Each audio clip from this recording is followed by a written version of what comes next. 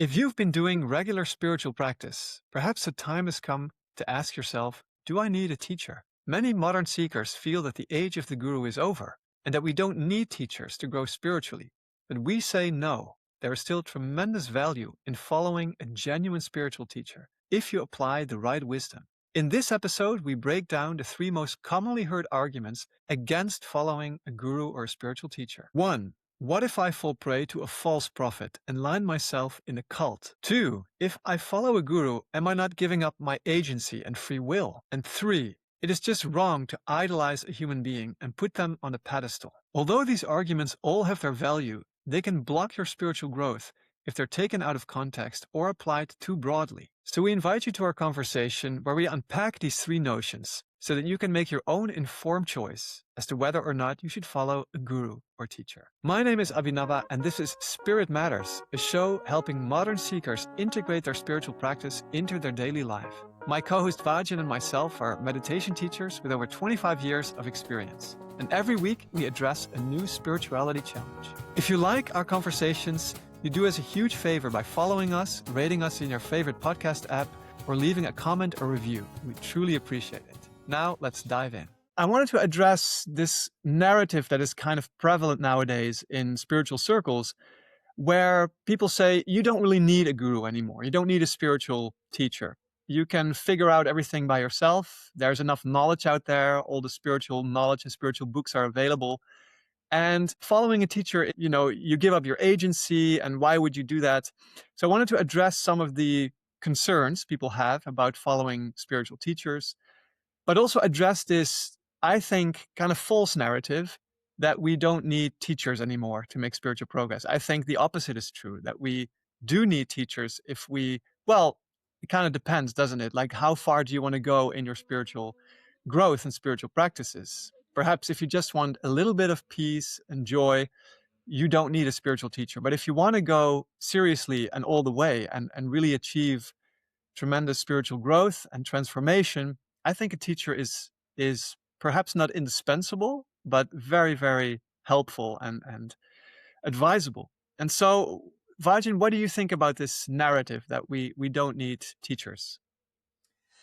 Well, I think I'm in the right part of the world to be talking about the necessity and the value of gurus and teachers, spiritual teachers, because India is a place where for thousands and thousands of years, knowledge has been transmitted from teacher, from guru to disciple throughout countless generations, and not only in spiritual, the fields of spirituality, but also in many other fields here, whether it's in the field of art, whether it's in the field of dancing, whether it's in the field of music.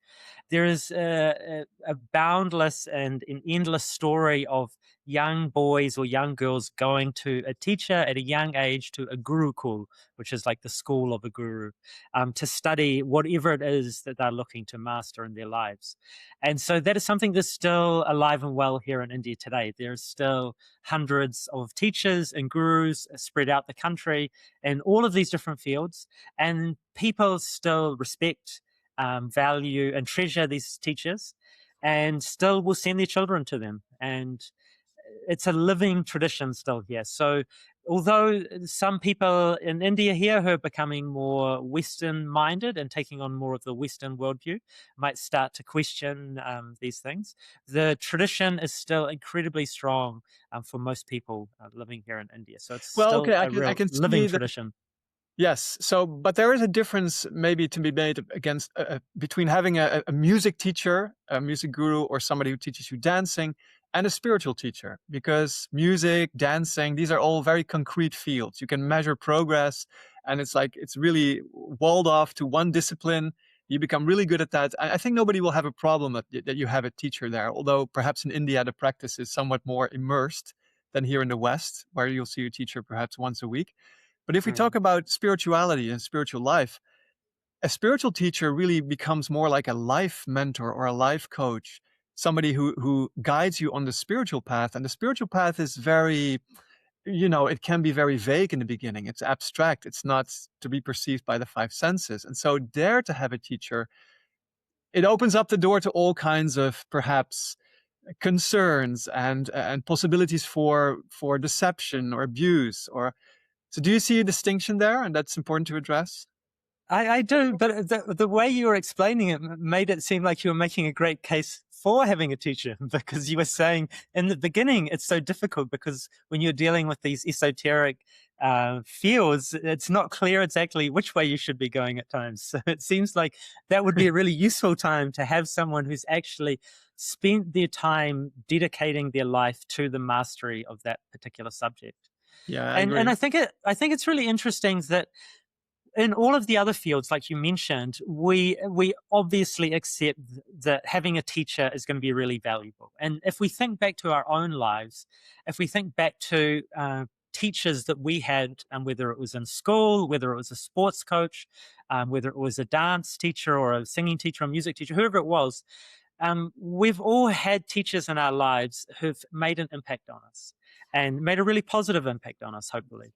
And when we think back to those teachers, it's funny because we don't posit the same sort of nefarious motives onto those teachers. Like I remember I had probably it was my first male school teacher and I was like 8 or 9 years old. And it was just so amazing because he was like so into sports and he was so dynamic. And I don't remember him teaching me anything in particular, but I just remember his energy and the qualities that he brought to the teaching. And somehow I gained something from those. But I don't look back now and think, oh, I wonder if he had, some sinister motives behind what was he really wanting from this class of 9-year-old children. So we don't bring that same sort of suspicion to bear on teachers in almost every other field. You'll hear of the odd case, but in general, most people have had teachers who've come into their lives with good intentions and have made their life better in some way.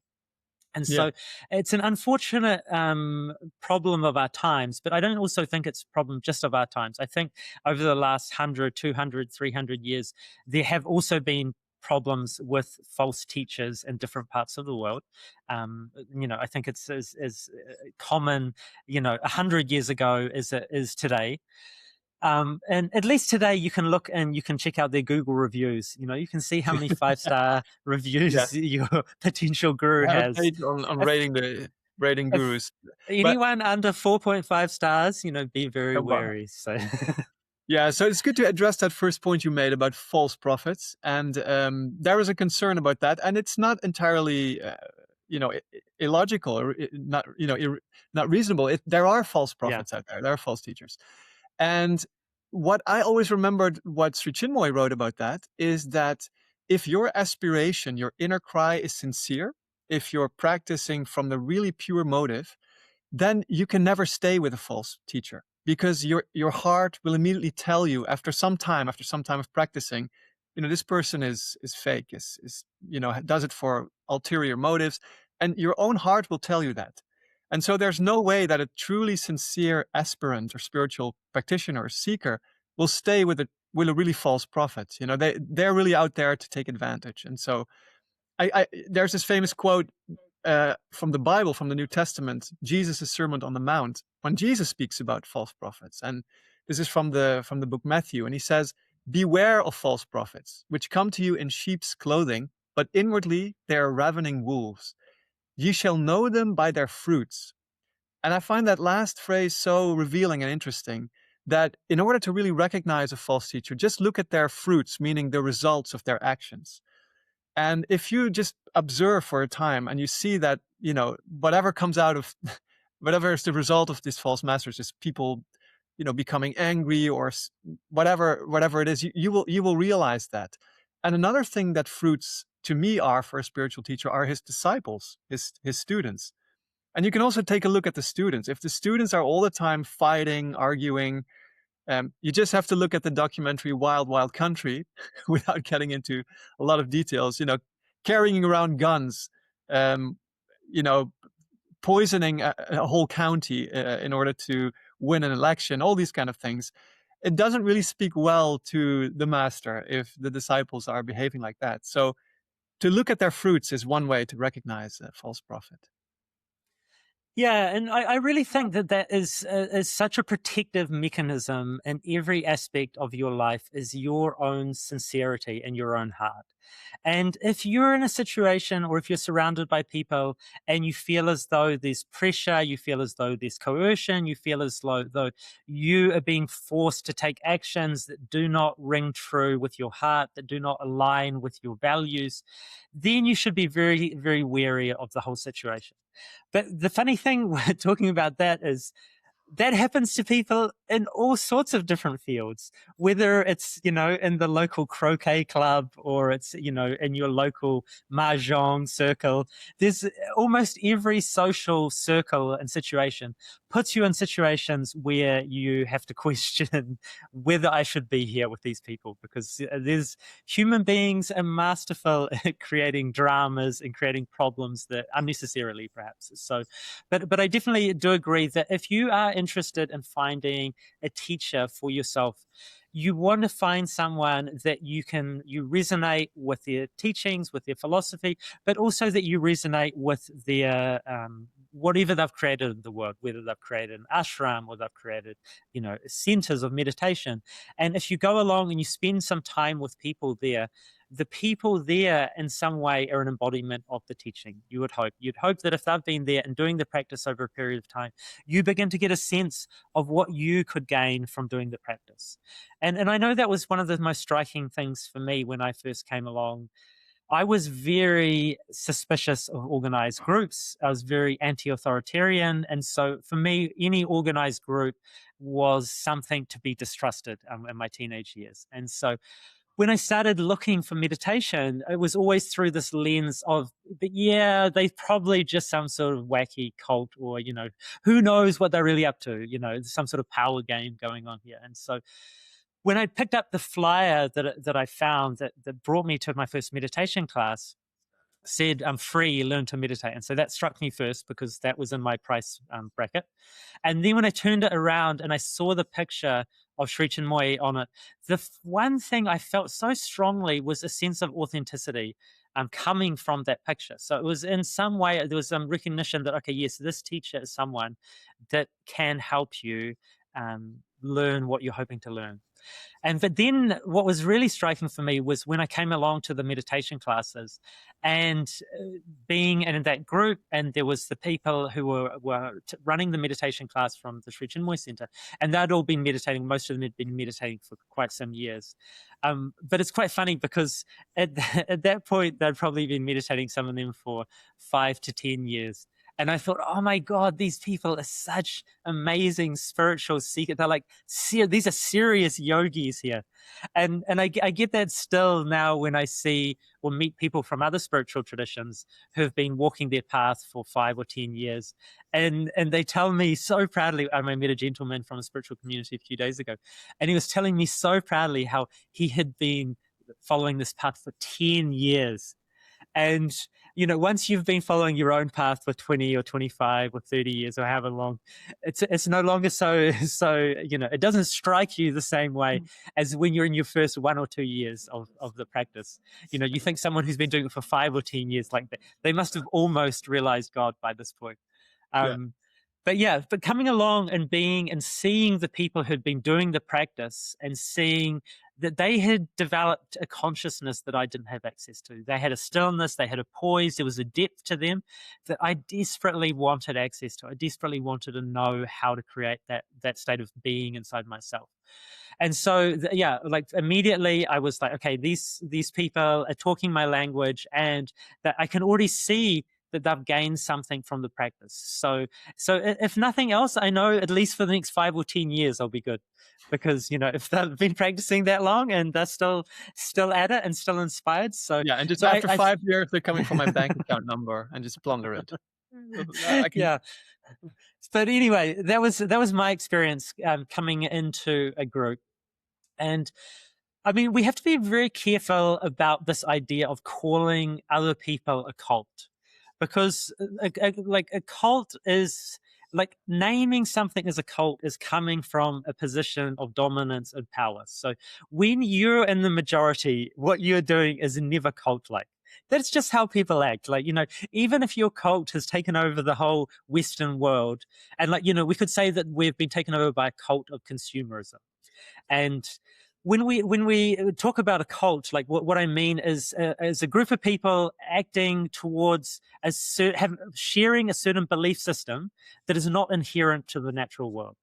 And so consumerism is, by its definition, a cult, because it's this idea that we can find happiness and meaning in life by buying things with this construct called money that is not really real. And so it's a supernatural belief system. And so I always find it funny when people, are already part of one cult, but they see you are in a different cult or a different, you've got a different set of beliefs, and they want to label you as a cult, as a way of disparaging you, as a way of like demonstrating their power over you. And it's happened countless times throughout history, and I think we are, as a culture, the Western culture is becoming better in this way now. I think technically now the religious studies and sociology at the university, that they no longer call things cults. So that was a big thing for a while. They were studying cults. Now they're supposed to say new religious movements, is the NRMs, Sounds new much less religious threatening. It, movements. it sounds much more, sweet and non-threatening. That's nice. Yeah, but I think people have become much more tolerant to other people's beliefs, and to, I mean, you just look at the fact that a belief system like, Scientology, for example, which is widely accepted in many parts of the world, including Hollywood, and there's very little pushback. Every now and then some people will try and push back against these things, but there's people who are believing things that are very far, they're quite way out there, let's say. But Yeah, I mean, all of us, to survive in the world, are believing some pretty weird and wacky things. yeah. The idea that if I get the right toaster and I match it with the right dinner plates, and I match that with the right, tablecloth and the right sofa, like, then I'll be happy. Like, that is also a pretty strange set of beliefs if you choose to Right. believe that. And there's a lot of people who are acting as though that's what they believe about life. And so Yeah. I don't want to say that these people are part of a cult, but we're just putting it out there. Good, good. So there have been, real cults as well in the Yeah. religious movements that have been dangerous to people. And for me, always a good way to distinguish a cult from a genuine spiritual path is the bar of entry for a cult is very low and the bar of Yes. exit is very high. Mm, So it's really yeah. easy to come in. They're begging you, they're promising you, and then when you want to leave, it's actually quite hard. All Yeah. kinds of forces are coming. Whereas the bar of entry for a genuine spiritual path is quite high. And the bar Mm, of exit is very low. So if I look at our own path, when I joined, I had to give up smoking, um, become a vegetarian. We live a celibate life. So, you know, all these things were a really high bar of entry. And the bar of exit is low. If I want to leave tomorrow, I can. Nobody's going to put chains around my feet and compel me to stay. And so that is a good distinction, I think. Just a yeah. very simple thing to just quickly check if something is, if there's some freedom of choice there. And I also Yeah. wanted to, do you want to say something about that still? Or one thing I was just reminded of is that I heard the this is kind of a segue off what we were talking about just here, but it connects back to it at some point. So in Japan, there's an ancient tradition of woodworking and carpentry that uses no nails. So everything, all of these amazing 500, 600-year-old wooden buildings are made without any nails. So all of the joins have to slot and fit together in these amazingly complex and incredibly strong ways. And so traditionally, a Japanese carpenter doing this type of woodworking would start his apprenticeship when he was 5 or 6 years old. And so in Japan, that was commonly accepted for a really long time, until we hit the modern age where it was decided, like, that's not fair, that's not good to put children into some sort of labor at the young age. So they said that children had to go through a full education, and then when they were 18 years old, they were allowed to start their apprenticeship. And I remember these old Japanese woodworkers, they basically said, it's too late by then. It is too late. these guys will never make it. They would never have enough time to catch up and to become, a true master of the craft. And I thought to myself, wow, that's really interesting that we've got to a point in our cultures where we've kind of universalized some certain particular goods, and we've put them above all other goods. And so, like, educating children and giving them a very wide, broad education, but never allowing them not allowing those that perhaps wanted to or were interested, to have that opportunity to really become a master of a very particular craft. Yeah. And so I was just thinking about that because that's a similar situation in India. If you're an Indian musician, you will come at 5 years old and you'll sit at your guru's feet and you'll sing the songs and the ragas with the guru, and you'll slowly, by osmosis, pick up the information over many, many decades. And it will be many, many years before you even get to pick up the musical instrument. And so these in the Asian cultures, they've had this real idea that if you really want to teach someone the deepest and the highest level of mastery in any field, you want to start them as early as possible, and you want to make the training as deep and as like embed it as deeply into the person as possible. And and especially when you're getting to something that is esoteric, when you're getting to something that's not easily measurable, like an outer craft or an outer art form. It's being able to spend as much time as possible being guided, being molded, and learning by osmosis is the way to really deepen, because we only learn so much information verbally and auditory through our auditory systems. If you're sitting with someone, you're taking in information from what they're saying and what you're seeing, but you're also learning so much non-verbally. And I think Yeah. this is really interesting to think about when you're thinking about a teacher. A teacher might be sitting there and he's saying things and he's giving a sermon, but it's like, how is he holding himself? How is he moving? How is he treating the people around him who are supporting him and helping him? If someone's bringing him food, if someone is bringing him water, how's he interacting with all of these people? There's so much more to a teaching than just what the person is saying to you. And I think that's what they discovered in the East, that you can gain so much just simply by watching the minute details of how someone goes about their life. And I remember that with the great Japanese running coach Nakamura. A young athlete came to him and wanted to be trained by him, and this athlete his name was Seko, and he became one of the world's great marathon runners in the 60s, 50s, and 60s, I think. And Nakamura said, I can't coach you unless you come and live at my house for 1 month, because I need to see how you live every moment of your day. Like, how do you brush your teeth? How do you get up from bed? How do you eat your meals? How do you brush your hair? How do you wash yourself? Without knowing those details and understanding the student to such a depth, how will I ever be able to coach him? And so I always thought, wow, like there's a much deeper way of learning and teaching um, from this Eastern concept. And I think perhaps in the Western concept, maybe the ancient Greeks had some ideas around this as well, with the gymnasiums and the great teachers in ancient Athens attempting to mold young men into virtuous citizens. So, I think we still in the West we still accept the fact that children can do that in the athletic world. So mm, starting kids on skis when they're 3 or 4 years old and really training them up. You see that many athletes who become really skilled also started when they were 5 years old. But then there's no problem. But when it's about labor like this, like you're saying, the woodworking, then we do make it a problem. But there's mm. something to be said about that, by lifelong teaching.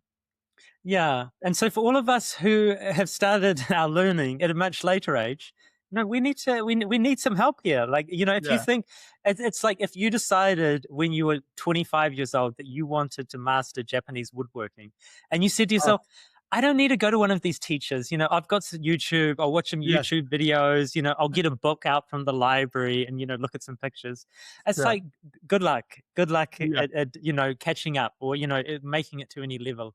So it depends on your sincerity and your inner cry. Like, if you really want to learn something, you will take as much information as possible. And part of that is finding someone who has already mastered that field in a way that inspires you and captures your imagination. and captures your attention, and then just use them even in the beginning, like use them as something like a point of reference and a point of inspiration in the universe. Like, okay, like I can see this person also had a physical body. He had a mind, he had a vital, he had a heart. He's got all the same constituent parts as myself, and look what he managed to do. Look how he lived his life. Look what he achieved, and use them as, it's like when people take a great idol in the sporting world. So like say one of my friends is a real tennis tragic, and his great idol in the tennis world is Roger Federer, and he can watch countless hours of Roger Federer videos on YouTube. Like he will watch over and over again the Wimbledon final from 2000 and whatever year, and he'll watch this match and watch that, and he will know particular points, and he could basically act out, some of the key moments in the match for me. If I asked him, okay, can you replay this key moment? Like he could from memory act out exactly where Roger was standing, how he held the racket, what did he do, a backhand, did he do a forehand, what did he. And so we see people taking, yeah, like a really great love and devotion to their heroes, in other fields, in the sporting world, in the music world, in the arts world. And so this we already see that people who are really passionate will already do this, and all of these other fields. And so to take that into the world of the spirit and the world of consciousness, that seems totally normal. That seems totally the right approach, to take a feeling of love and inspiration and encouragement. And part of the reason for it is because we're such social beings. If we were some sort of abstract quantum computing machine and we could understand the universe through some basic laws of thermodynamics and quantum, and then we could understand the beauty and the majesty of the universe from some very abstract laws of physics.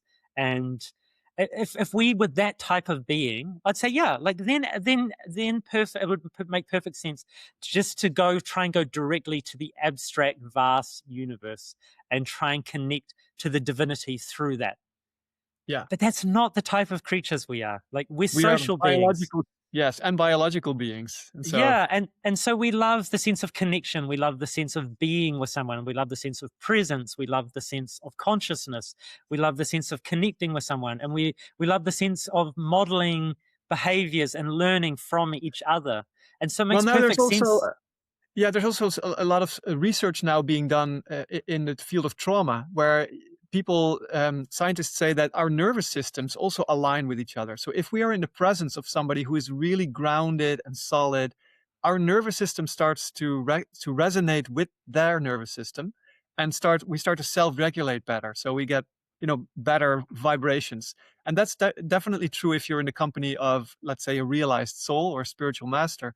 Is that your, let's call it the nervous system, but something in you starts to resonate with their energy, and that itself, just being in their presence, and you talked about that earlier, really helps and really puts you, and that is beyond words. That is something that is not just in the teachings, spoken teachings or written teachings, but it is something that is learned just through nonverbal presence. Yeah, exactly. And one other thing I wanted to go back to touch on is the idea that by having a teacher, you will lose your own agency. And Yes, I that is think an I think this argument that is, is often made. That's good to address yeah. that. And I think that's a great fear of people, because I think people living here on planet Earth have been suffering from other human beings trying to control them for since the beginning of time. Whether you were in ancient Athens or ancient Rome, or you were living with the pygmy tribes in the Congo, there was always going to be some people who were trying to control the other people in the group.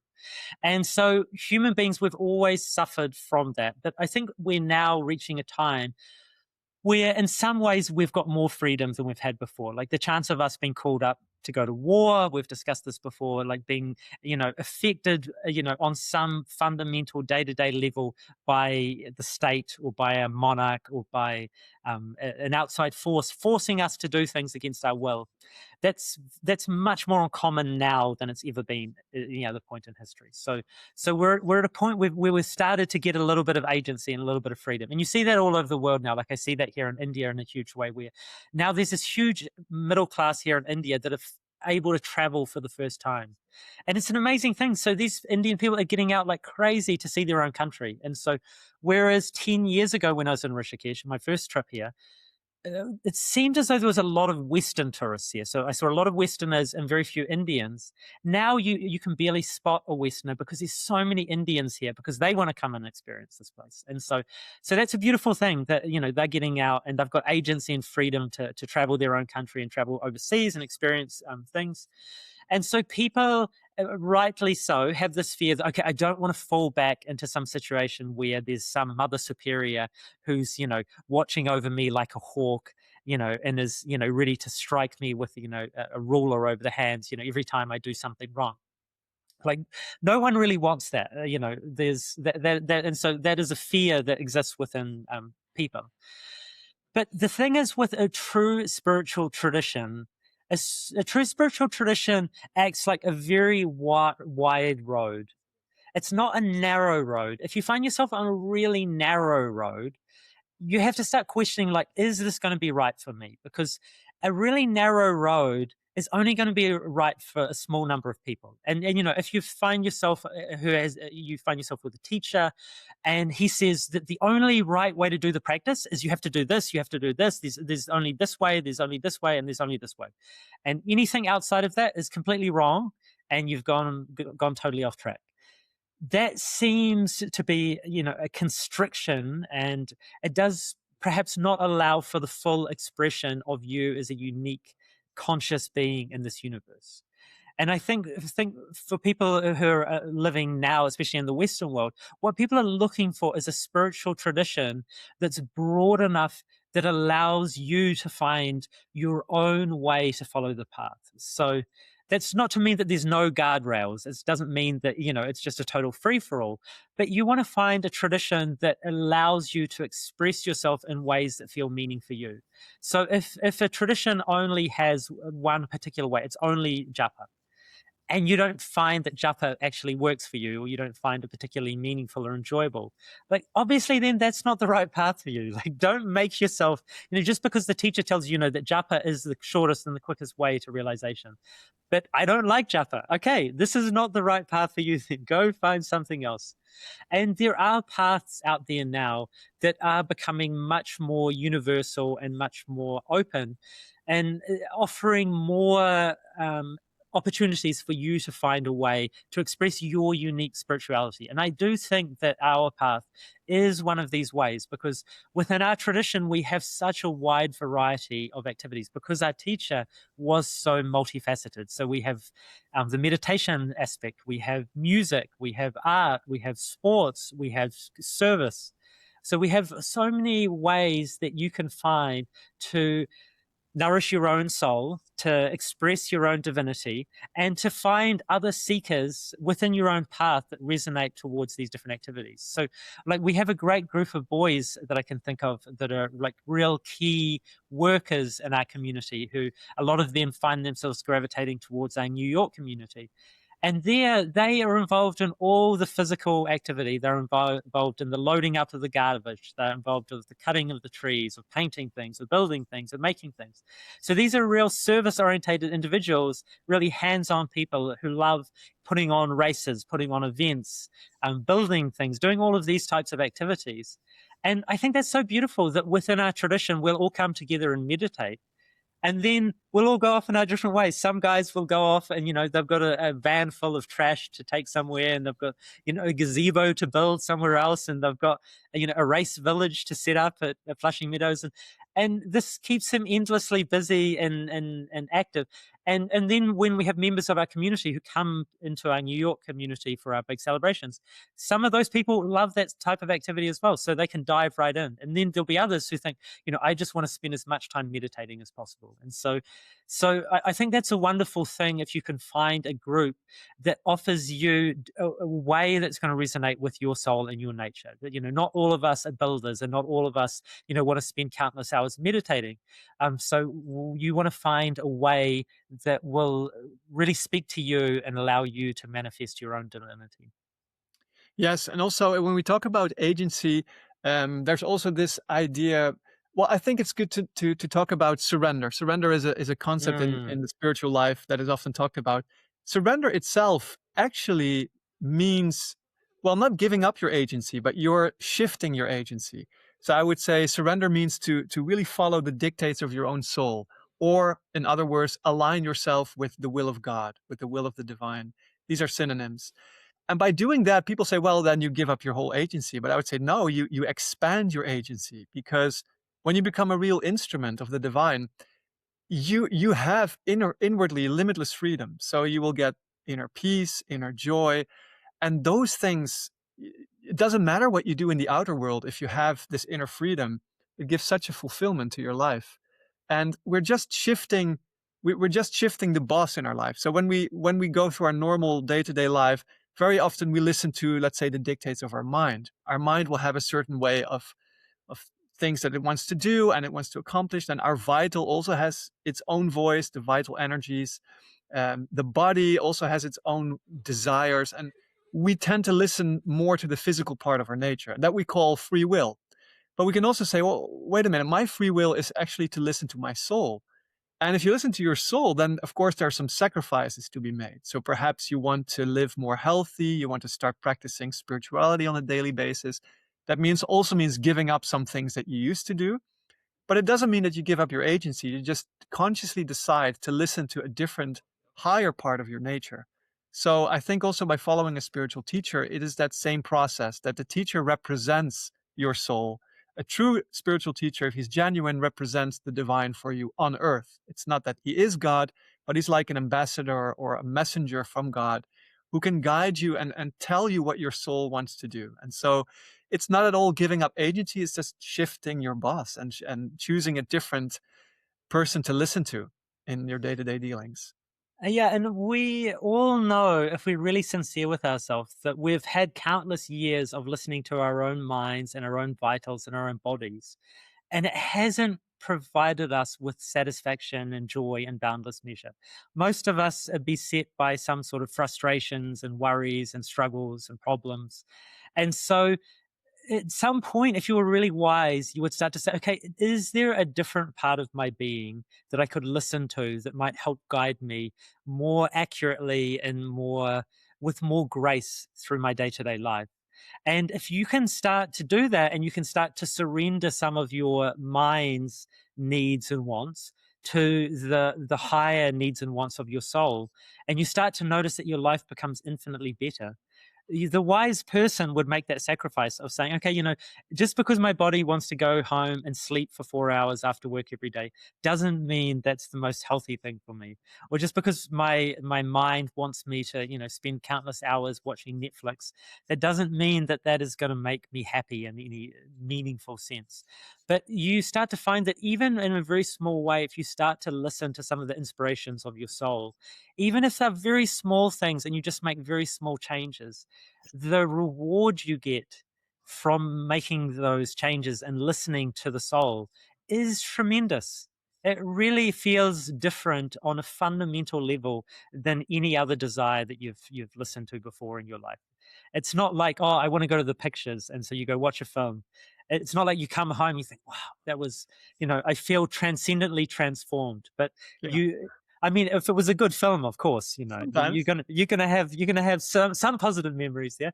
But if you start listening to your soul in the way you live your life and the way you carry yourself in the world, the rewards you get from doing that and from listening to that deeper part of your being is so beautiful, and they make your life so much more meaningful and joyful and harmonious, that it seems such a small sacrifice. But that's the thing. We've been told that any sacrifice is too much, which is Yes. obviously wrong. Like, that's a foolish strategy, saying that you shouldn't sacrifice any desire. Like, every desire is not of equal value.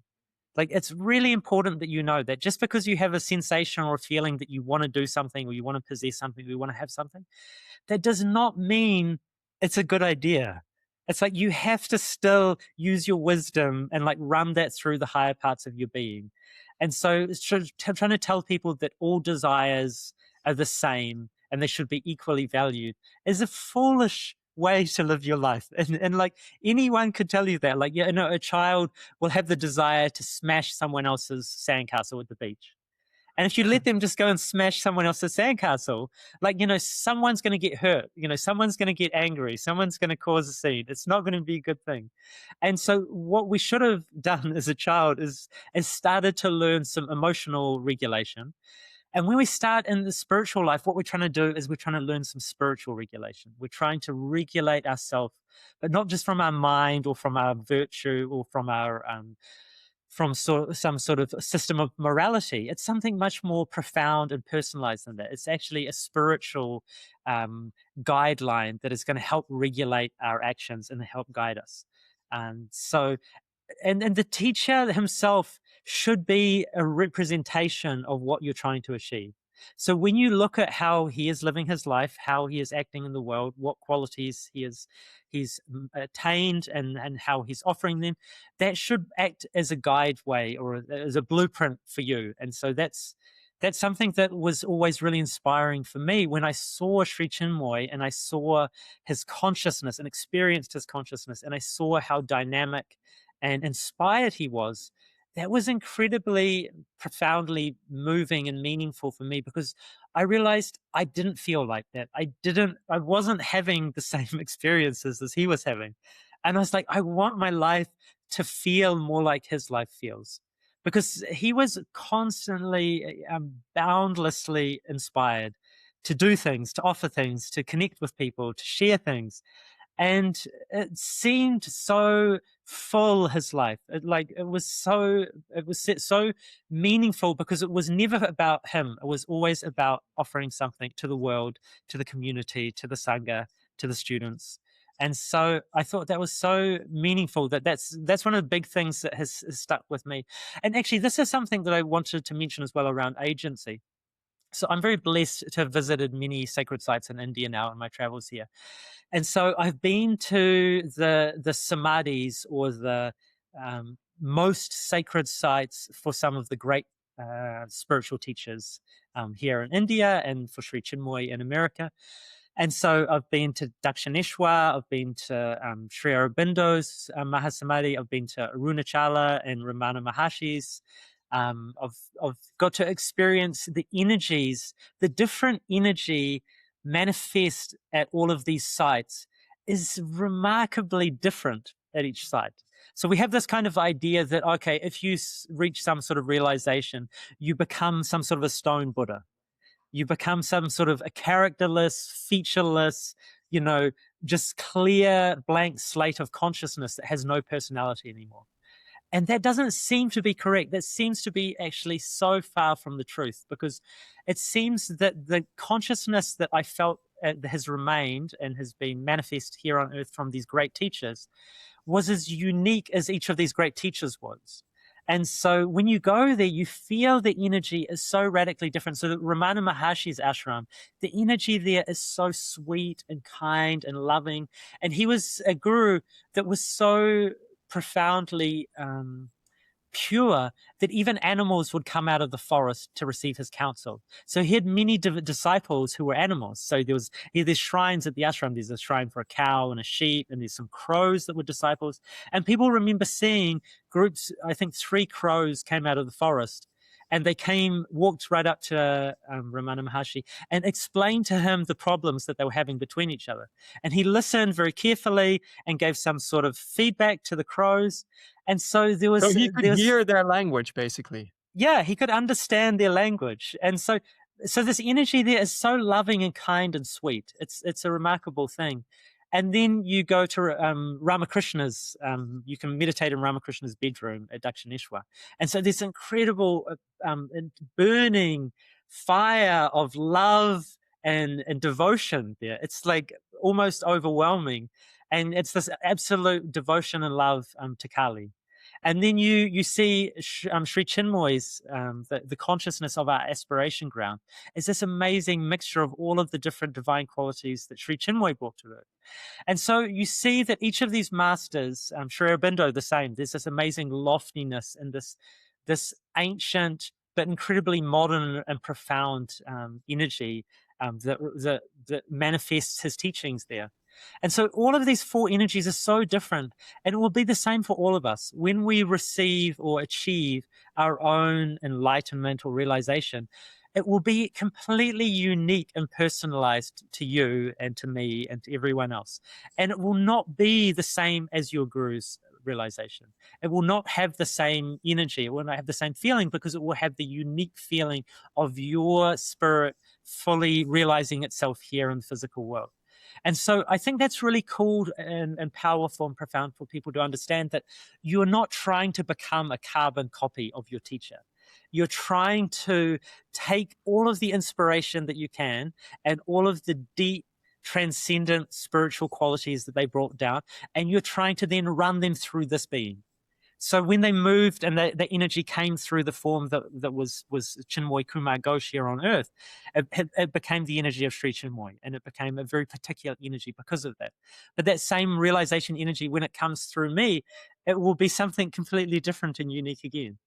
And so the whole thing is so beautifully personalized that you don't need to worry that, oh, I'm going to lose myself and I'm just going to become some cardboard cutout of someone else. So, No, you're going to become what will something much better. Mahasamadhi of Vajan be like? Will it be like a Oh, lot of running energy and like very adventurous? You want to travel everywhere, and it's going to be it'll be so so unique. interesting. I know. Yeah. Whatever it is, it's going to be beautiful and you're going to love it. So just Yeah. wait, just hold on, folks. Wait a few more centuries, perhaps. But when we get there, it's going to be amazing. Yeah. Gonna be I'm just as excited as you are to see what it looks like. well. I'm definitely going to pay a visit. There's another uh, argument that people have against following teachers or gurus, and that is that you cannot idolize a human being. Like following a guru or having devotion is like putting a human being on a pedestal, making them as gods, and that is just not right. Okay, what would you say Yeah. against that argument? I mean, it would be like saying that no teenage boys or girls should have a pin-up poster on their wall of Cristiano Ronaldo or Lionel Messi. It would be like saying that somehow is so undivine and so ridiculous that we should make that an outlawed behavior. So we can already see from a young age that kids naturally will do that. They'll see someone that they admire and they will want to put that person on a pedestal because it gives them a goal. It gives them something to work towards, and it gives them a direction in life. And that's what we need. We're not okay where we are.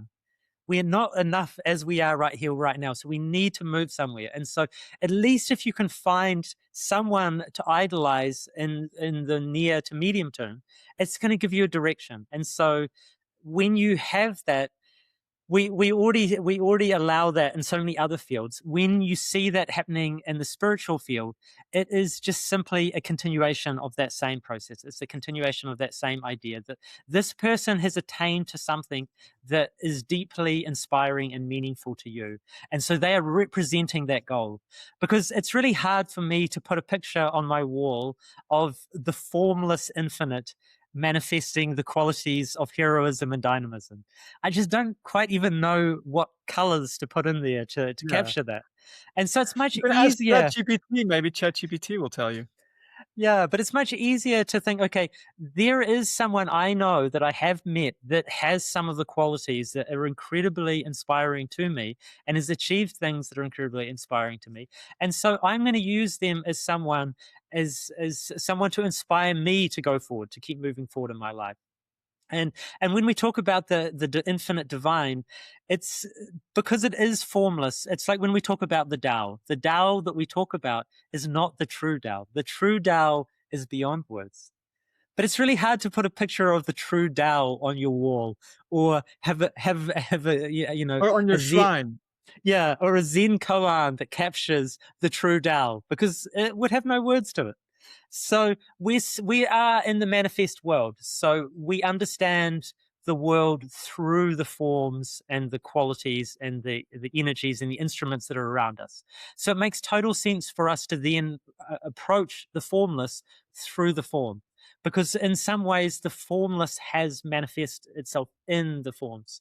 And so if we can find the highest possible form possible and we can focus our direction towards that, at least we know we're moving in the right direction.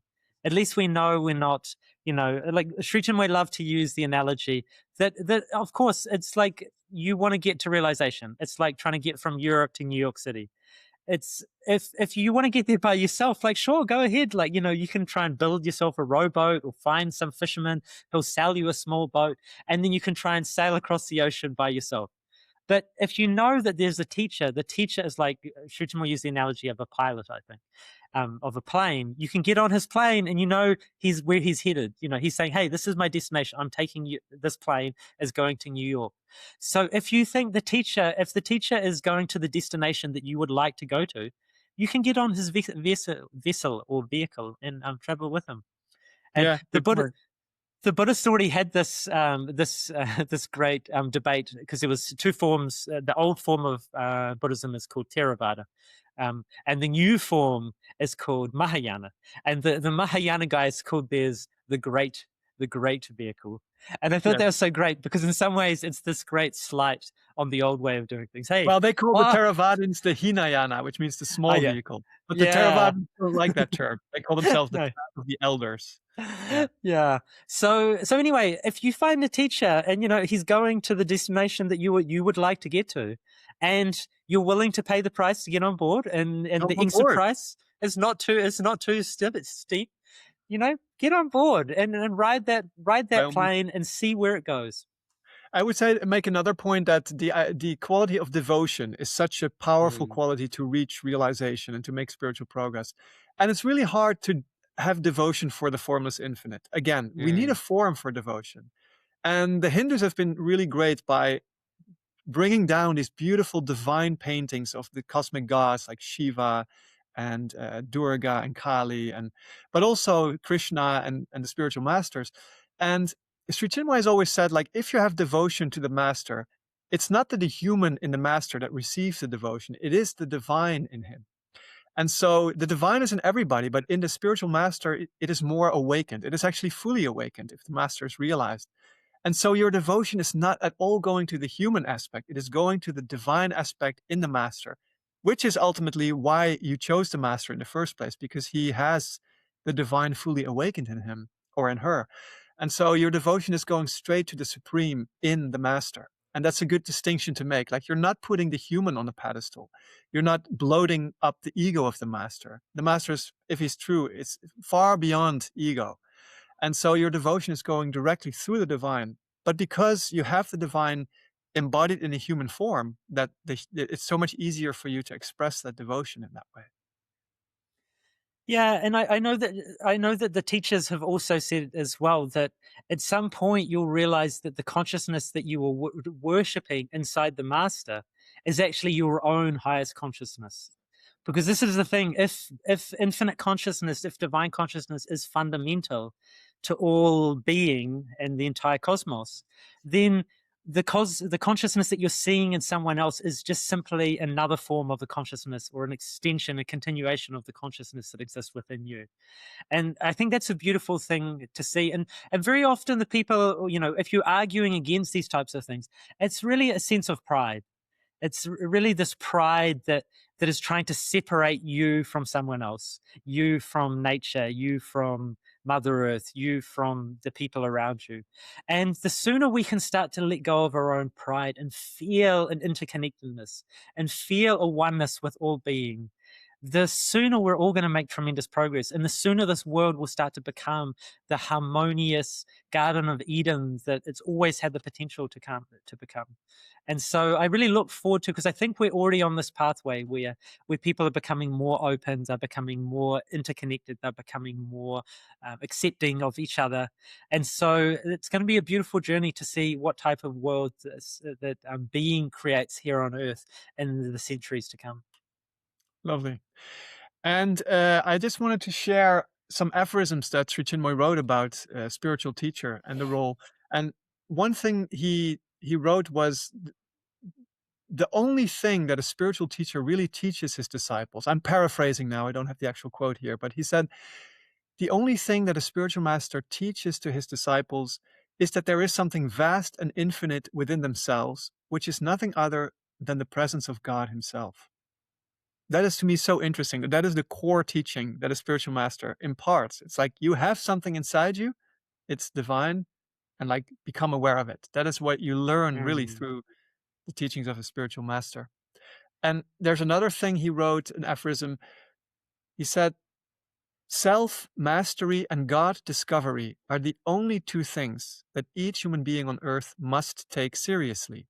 Everything else can be taken lightly. I find that also so wonderfully sweet and beautiful. That And is why?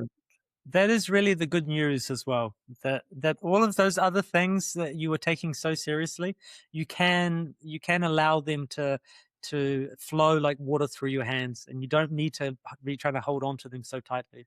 Yeah, as long as you get your self mastery and your God discovery under control.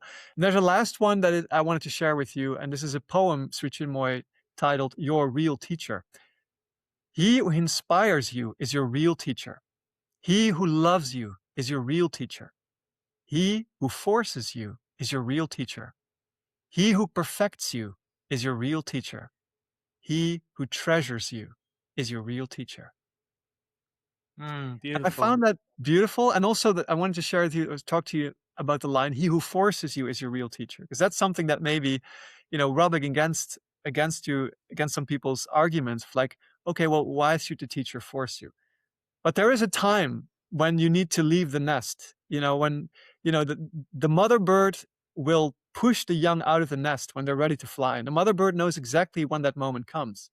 And so the young bird doesn't want to leave the nest. He's looking down and he's seeing this big tree and it's overwhelming. And then what the mother bird does is she nudges the child to the edge of the nest and actually pushes him out.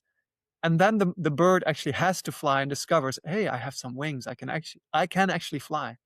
And for me, that's an analogy of the master forcing you to awaken. Sometimes he has to use some divine authority, some force to push you out of your nest and like awaken you from your slumber. But what will you say about that line? I would say that you see it often where people have a quality that they are not willing to give up, whether it's whatever the quality is. Let's say it's pride or jealousy or whatever the quality. And the master is aware of that, and the master for some time gives them patience, patience, patience, patience. But at some point, the hour strikes where this is the time for you to conquer that quality and to let that go and to transform it. And what you want at that point is not someone to say, okay, you're just fine how you are. It's no problem. Like you just stay with your pride and your jealousy. Like, you've got endless time. That is not a real friend in that moment. The real friend, the person who really cares for you is the person who will say, yes, now is the time. Like, you must conquer this part of your being. You must transform this quality. It's been with you for countless centuries, and now is the opportunity you have to transform it and transcend it. And that is your true friend, and that's your true teacher there. That's the person who really cares for you. And they have to use some intensity there. And that is never the wrong thing, because they can see much more clearly than you can when this moment has arrived. And sometimes in our spiritual lives, there's these small windows of opportunity where you've got the opportunity to transform something that you may have had for millennia. And if you miss that, and then it takes another 1,000 years for you to get that same opportunity again, that is a real tragedy. And so, for a teacher who really loves you, sometimes he needs to really push on you to say, yes, yes, now, do the thing, do the thing, do the thing Yeah, now. Because yeah. time is a precious thing. I know you know that. You know that Oh, yeah. more than most. So don't miss these opportunities. Talking about time, we've kind of reached the end of our podcast today. We're approaching our cutoff time. And so, Vajan, did you want to share anything else today about our topic of teachers? I, I think it's been a lovely conversation, and I I think feel so too. very grateful that we both wore yellow shirts. This was No, completely no, no. unplanned. This is peach. Just for, just for all of you watchers out there. It is not So yellow. It's kind of yellow. Let's call it yellow for the sake of argument. And because yellow is one of the colors that, along with orange, that the renunciants wear here in India. And Yes. so I thought that was great. And I thought it was a beautiful conversation to have in this ancient holy land where the guru is still king in some ways, India. So yeah, so it's Yeah. not all parts of the world where people are making these types of arguments against having a teacher. But I hope we have put people's minds at ease somewhat and given them some clues to know when they're getting themselves involved in the wrong sort of cult or the wrong sort of path. And to remember that just because everyone's doing it doesn't mean they're not in a cult. Exactly. And let's not throw away the baby with the bathwater, you know? Sometimes Yeah, you have to get rid of some bathwater, but let's not throw away the baby as well. So yeah, there's real value in millennia old wisdom that the teachers embody. So I'm yeah. glad that we talked about this. And dear listeners, if you're with us, we love you, we appreciate you, and we really appreciate it if you can rate us in your favorite podcast app, if you can leave a comment for us or follow us, because we want to have some help with the algorithms here and promote the show that way. And well, we'll see you again next week when we have our next episode. So thanks for listening and watching, everybody. Thank you.